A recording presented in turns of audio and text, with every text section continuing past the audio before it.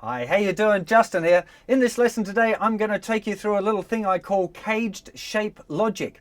Now, I'm sure I didn't invent this, but I kind of discovered it on my own, and it made a lot of things kind of make sense on the guitar when I kind of figured this out. And it's just really about how the chord shapes came about, the 5 chord shapes that we've had, which are C, A, G, E, and D. Because they're all actually related, and they're all down to the fact that our B string is tuned a little different.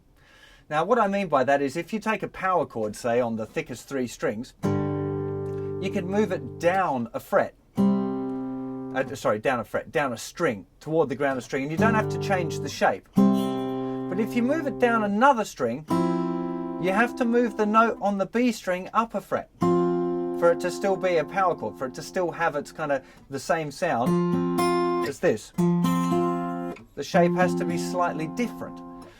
And that kind of makes sense to me because when you tune the guitar, I'm sure many of you are familiar with that idea of using the 5th fret, 5th fret, 5th fret, then suddenly you've got to go to the 4th fret again, and then the 5th fret.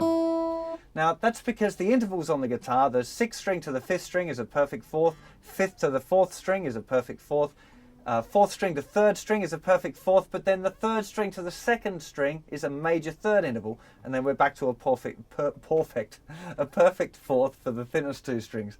Oh my dear, it's a bit early for me today. Anyway, and what I kind of discovered was that all of the chord shapes all kind of link together when you look at it in relation to this. And I'm going to show it to you in a close-up because it's a very much a visual thing. So let's go to a close-up and I'll show you that. Okay, so here we are with our E chord. Hopefully you're all familiar with that particular shape. So if we've got our E chord and we move it all down toward the ground by 1 string, one would hope that that would be an A chord, but it's not. It's an A minor chord. So what we have to remember is that as soon as we move things down a string, we have to move the note on the B string up 1 fret. And if we move that up 1 fret, lo and behold, we get our regular A chord. Okay, so E, we moved it down a string, and whatever note is on the 2nd string has to move up 1 fret. Of course, that puts them all in the 2nd fret, no matter which way you want to play your A chord, really. So there's an A chord. Now, if we move our A chord down a string, we'd like that to be a D chord, but it's not. We have to move the note on the 2nd string up 1. Whee! And there we go. We've got our D chord. Getting interesting, right?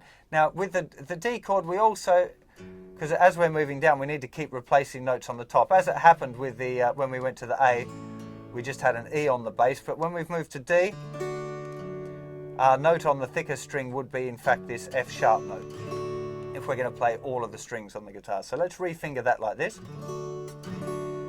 Now, if we move all of this shape down again, 3rd finger's fallen off the fingerboard now, so that one doesn't count, and the note on the 2nd string has to go up a fret. Look familiar? Sure does. It's a G chord. So of course we had to add that note on, otherwise we were just left with that. Now our G chord, I'm going to refinger it just for the purpose of this exercise. Hopefully you know that this chord and this chord, same thing, just slightly different arrangement of notes on that 1 string. So let's take our G chord and move it down 1 string. Little finger's fallen off. Whatever note's on the B string has to go up a fret. Blow me down, we've got a C chord. Now if we add the kind of the lowest note on the C chord, it would be the note G. That's the chord tone that we find on the thicker string. And it keeps going, funnily enough. If we move that shape over a string, and we move whatever note is on the B string up a fret, we get an F chord. Let's add that bass note in. There's an F chord. Let's move that down a string, and whatever note is on the 2nd string, move it up 1. We get our B flat, of course, and it just keeps going now further and further up the fingerboard. If you keep going, you move it over 1, 2nd string, up a fret. There's an F. So I've given you the seed, but I really want you to make it grow. And I'm not going to sit down and show you every way that that kind of concept goes through the guitar into all of the different scales and stuff, because I think it's better that you explore that idea on your own.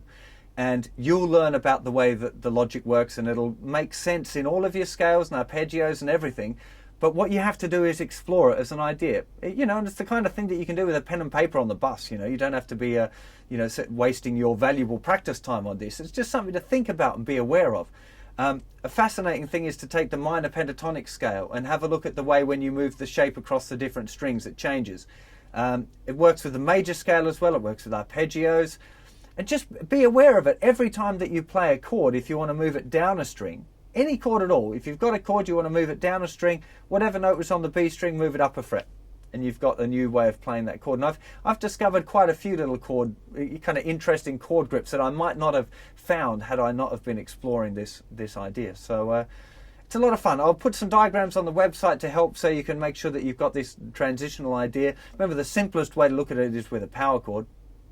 So hope you have fun with that, and it kind of, you know, sparks a few things in the grey matter upstairs. And I'll see you for another lesson or concept very soon. Take care of yourselves. Bye-bye.